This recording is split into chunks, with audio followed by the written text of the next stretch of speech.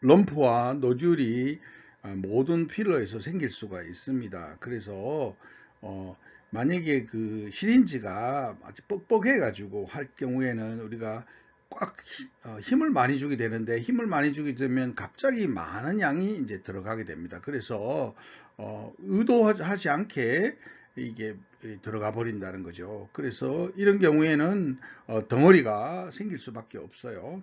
노즐이 생길 수밖에 없는데, 이럴 경우에는 이제 이것을 인시전해서 뽑아내 버린다든가, 이런 경우에는 이제 아주 그 니드를 이용해서 펑처를 해서 쓸 수도 있고요. 그 다음에 이제 만약의 경우에 그 노듈이 멀티플하고 매우 깊게 이렇게 들어가 있을 경우에는 제거하기가 쉽지가 않습니다. 이런 경우에는 만약 그것이 히알루론산인 경우에는 히알루로니다제로 녹여버리면 좋겠죠. 근데 이제 그것이 이제 용이하지 않을 수도 있고요. 그 다음에 이제 필러 주변으로 캡슐라 컨트랙션이 일어날 수도 있다는 거죠. 캡슐라 컨트랙션이 일어날 수 있고, 예를 들어서 필러를 과거에는 이제 많이 넣는 것을 선호했는데, 이 레이크 테크닉이라고 해서 아주 많이 넣어버리는 그런 경우에는 이 이제 필러 주변으로 컨트랙션이 일어나는데, 이 필러들이 약간 구형 형태로 이렇게 모여버립니다. 이 이유는 구형 형태가 될 때 가장 표면적이 작아지기 때문에 이런 식으로 필러에 의해서 캡슐이 형성이 되면은 그 환자분이 통증과 불편감을 느끼게 됩니다. 그리고 이런 경우에는 작은 양의 국소 마취를 한 다음에 라지 보어 니들이라든가 16게이지 로엔록 시린저를 이용해서 이 캡슐을 찢은 다음에 아스피레이션을 하게 됩니다. 그리고 히알루로니다제를 써서 나머지 남아있는 것을 다 녹여버리는 것이 필요합니다. 그리고 경우에 따라서는 이런 노듈들이 아스피레이션에 반응하지 않는 경우가 있는데, 이유는 환자분들이 그 필러가 무엇인지 알지 못하는 경우도 많고, 심지어 그 시술한 의사가 누군지, 또 얼마만큼 쓴 건지 또 전혀 모르는 경우도 많습니다.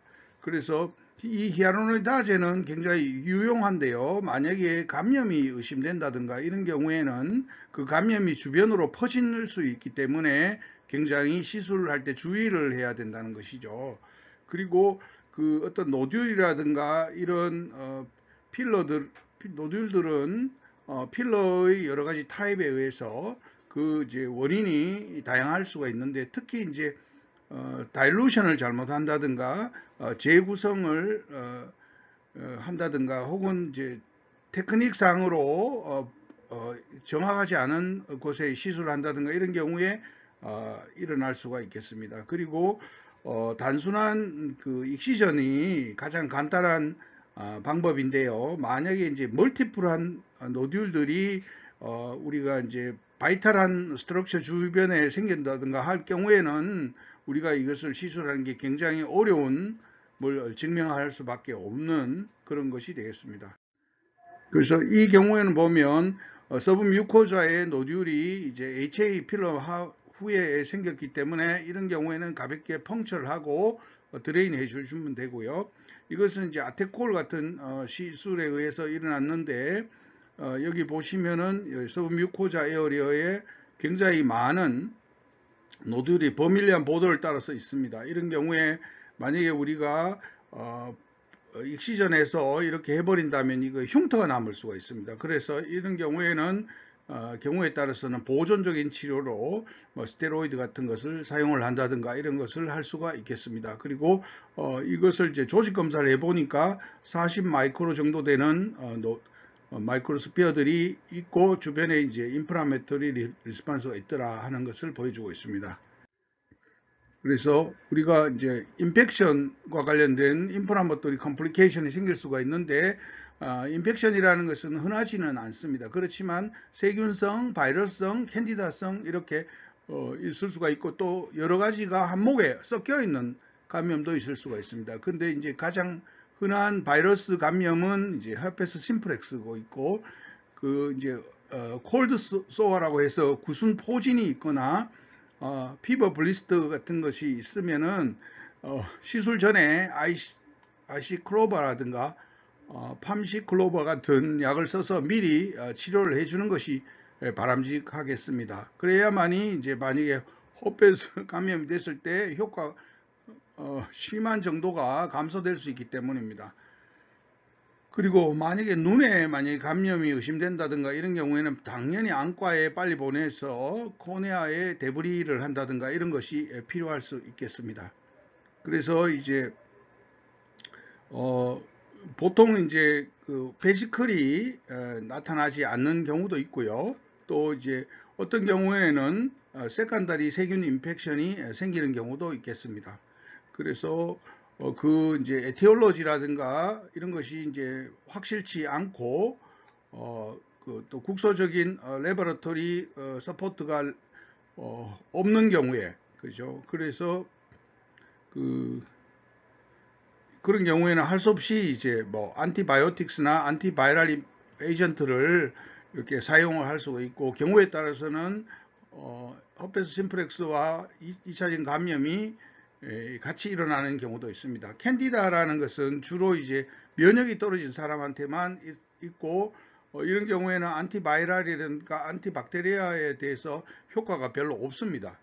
그리고 또 어떤 환자들은 멀티플하게 이제 빨갛고 아프고 이런 덩어리들이 나타나는 경우가 있습니다. 이런 경우에 이제 트루 그라뉴로마터스 인플라메이션도 역시 있을 수 있다는 거죠. 그래서 멀티플하고 항상 그 시술할 때 시술을 했던 부위가 동시에 모든 부위가 같이 이제 인볼브돼서 나타나는 그런 것이 이제 그라뉴로마터스 인플라메이션이라고 말할 수 있겠습니다.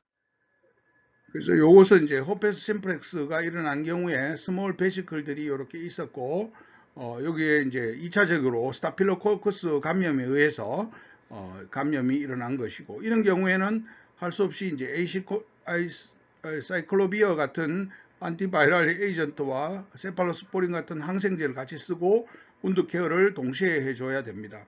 근데 이제 보통은 이제 혈관 사고하고 헷갈릴 수가 있는데, 만약에 그 혈관 사고라는 것은 보통 일반적으로 일어나는 허페스가 일어나는 부위가 아닌 곳에서 만약 일어난다든가 하면 우리가 혈관 사고를 약간 의심을 해보는 그런 지혜도 필요하겠습니다.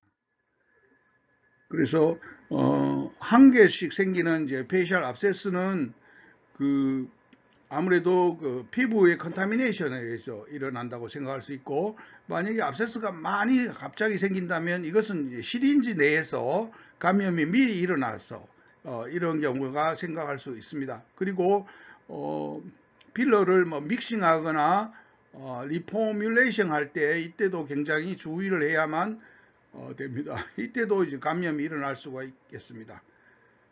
그리고 그 압세스라는 것이 만약에 발생한다면은 우리가 안티바이오틱스도 단독으로 사용하지 말고 주변에 이제 셀룰라이티스가 없다면은 인시전도 하고 드레이니지도 해서 완전히 제거하는 것이 필요합니다. 히알루로니다제는 초기에는 사용할 수가 있는데 이것이 오히려 감염을 주변으로 퍼뜨리게 하는 단점이 있기 때문에 특히 이제 액티브한 셀룰라이티스가 있을 때는 사용하면은 안 된다는 것을 이제 잘 유념할 필요가 있습니다.